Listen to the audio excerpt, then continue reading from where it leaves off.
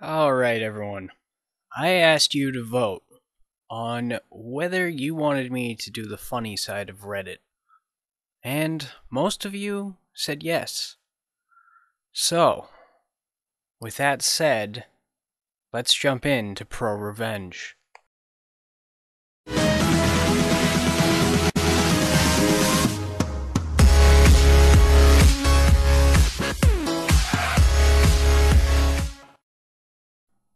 Measure wrong and blame it on the customer? Prepare to lose a six-figure client.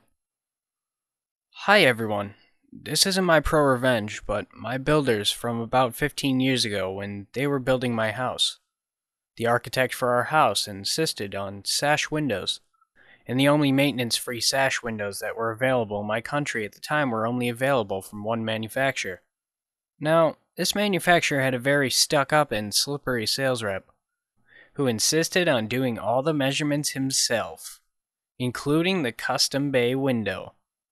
This rep also dropped a couple of demo windows to show off, and he left them without our builders on site for a few weeks. If you're not familiar, brick construction in the UK compromises an inner cinder block wall and an external wall, creating a cavity for insulation. This becomes important later. The windows turn up on the construction site, and the builders get round to fitting them. All of them go in fine, apart from the bay window. It didn't fit. The absolute pillock had measured the internal cinder block and not the external cinder block. This meant the windows were slightly small. My pissed off builder phones the sales rep and tells him that the windows is the wrong size and that they need to supply a new one. Sales rep turns into an arsehole and blames our builder by saying he supplied them the wrong dimensions. Their argument goes back and forth, but the sales rep doesn't budge. Our builder had no other choice but to buy another window. Since all the other windows were paid for and fitted at this point, these windows were expensive, and the builder was very pissed. Now, this is where the revenge comes in.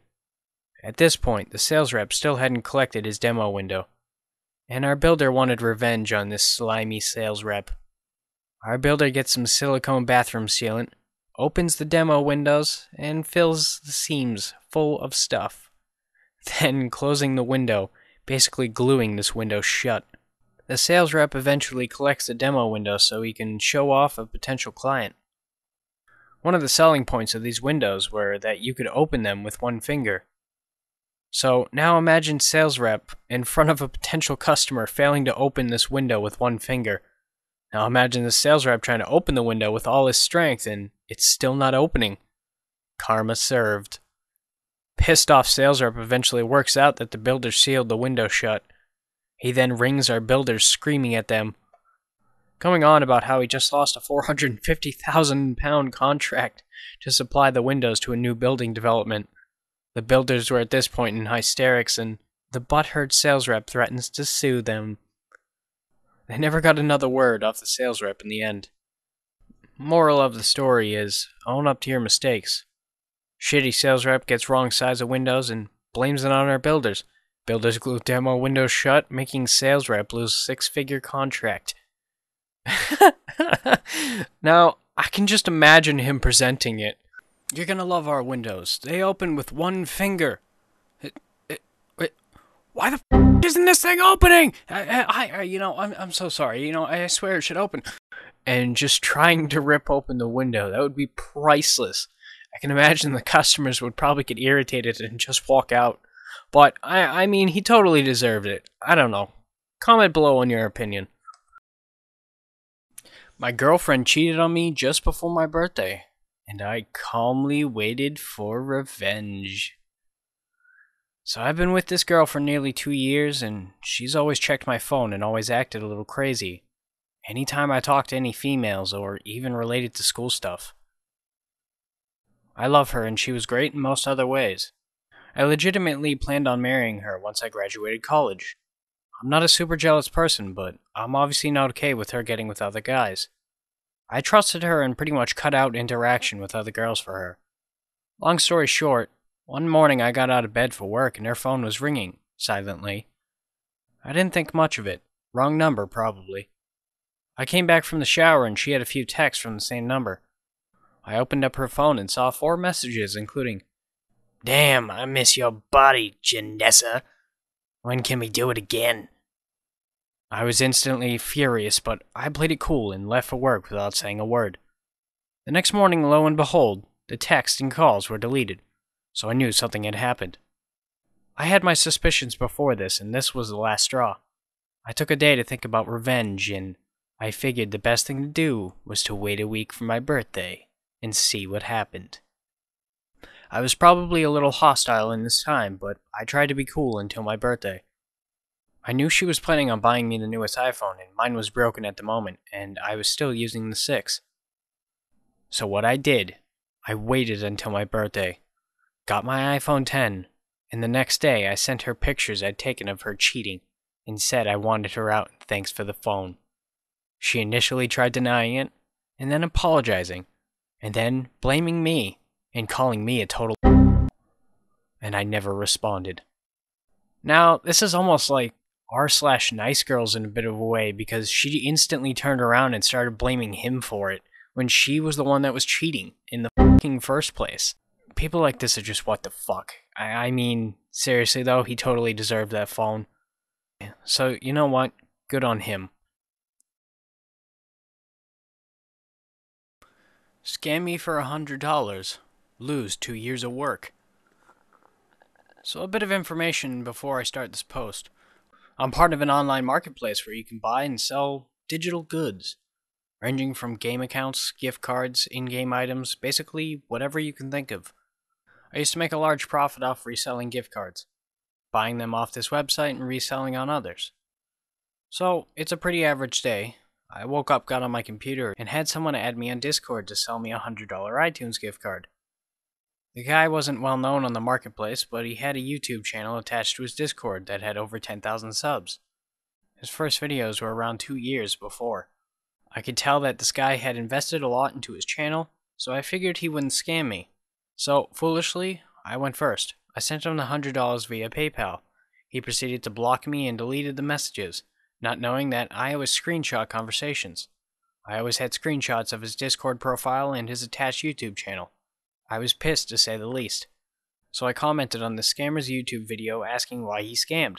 He said, and I remember precisely, "You're such a dumbass kid, thanks for $100, and then proceeded to delete my comment. What this did is basically send the reply into my notifications, but it also didn't show on in his video. Sneaky. So now I knew for sure I had the right guy. He pretty much admitted to it on his YouTube and had it attached to his Discord, which requires someone to log into their channel to attach. Next thing I did, wrote a strongly worded email to YouTube support, and this included everything. From his channel to the Discord showing it was his, to all the messages, to his reply, literally every bit and piece of evidence I had.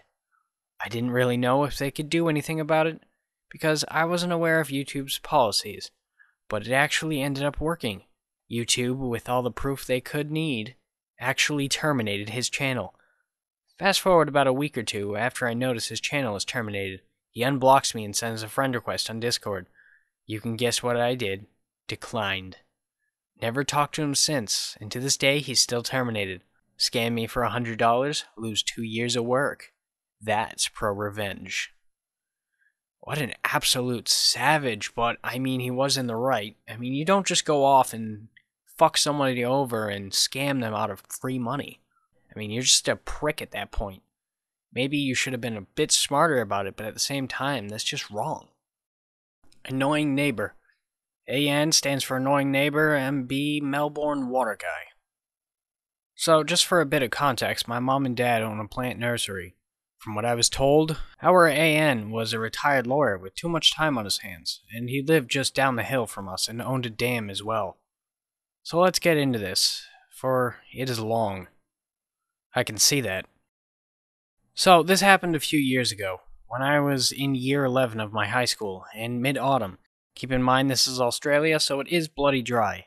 We get a formal complaint from our AN, and this isn't a big shock, because at this stage, we're just getting formal complaints from him every 2 weeks or so. Everything from too much noise to, yes, too little of noise. our dog, our hill eroding, anything this guy could think of. It came in his usual lawyer-styled letters. Anyways, this guy had written us a letter claiming we had infected his water with blue-green algae, and we would have to pay all the damages to his property, including vet bills for his horses. Now, my mom and dad were furious about this guy, for when we were having our dam built, this guy kept complaining about how the runoff from our pots would change the nutrient level in the water, so when dad built this, he went all out. He had a natural filtration system with two similar dams that all water would go through first, filled with natural water filtered plants, reeds, and other plants. Then it would go through a chlorinator, and finally a pumped filter. Every month, Dad would backwash mains into the dam to keep the dam the right pH level, and pump the water constantly to keep it aerated, so my parents replied a flat no. So, our neighbor makes his biggest mistake and calls Melbourne Water to look at our dam and test the water, and guess who had to pay for the water testing fee? So MB gets there and is quite pissed, and his coworker called in sick, and he's going to have to collect water samples from all water inflows and overflows in the dam itself, by himself do salinity tests, pH tests, and send samples back to the lab for further testing. I thought it was interesting, for I was doing chemistry at the time, so I went out to talk to him about it.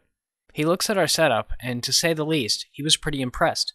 He asked why it was getting reviewed. 1. Due to how dry it is and how water isn't overflowing from our dam to his. And 2. Why it is the neighbor getting reviewed due to he is the one with blue-green algae. He soon gets explained all the shit our neighbor gives us and expresses his sympathy. When he is about to finish up, he suddenly asks about the fence line that goes through the AN's dam. And I tell him about how a few years back the neighbor had told us to reinstall our connecting fence in order to keep our dog in, and how Dad had to pay for all of it.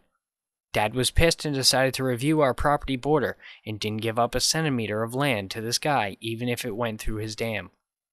Now, Melbourne Water smiles and says, well, I'll have to get a sample of that as well, won't I, since it is your water? After this, he talks to my parents about our options and says that the review will be scheduled soon about the water contamination. By the way, I was not present for the meeting. Mom and Dad relayed the whole thing to me. Anyways, going on. So about a month later, the council had us all sit down for a meeting with AN there, and all he knew was it was about contamination of water, and he is looking smug. Then it starts. MB goes on to state that the contamination did not come from our dam and likely came from AN horse poo runoff into his dam, but without further testing on AN's property, there would be no conclusive evidence. AN just looks confused because why have a council meeting for this? But MB isn't done yet. When he goes to state that there has been in fact contamination to our water from his, as we have a cubic meter of water coming across from his dam. I heard he just went pale, and he realized that this was meant for him. He would have to pay us for the damage. He quickly got composure and claimed that we do not use cubic meter of water and therefore do not have damage. It was my mom's turn now. She got up and told the council she wanted to use this water for a water exhibit for our plants range for when customers come over to look at our plants, but could not do so with water contamination. Council had already seen the plans and agreed. So, the AN was forced to pay for Melbourne Water to come out and determine where the contamination was, and then set up a filtration system similar to ours, which cost Dad about $20,000, to decontaminate the water so we could do our water garden. Now, that's one hell of a revenge story. I mean, to deal with him that long, we all have that one bad neighbor. Who doesn't nowadays? With some of how these people act anyways, but that is absolutely hilarious that he had to pay for everything. It's like the r/choosing beggar's face when you turn them down and you say the word no to them. They start freaking the fuck out.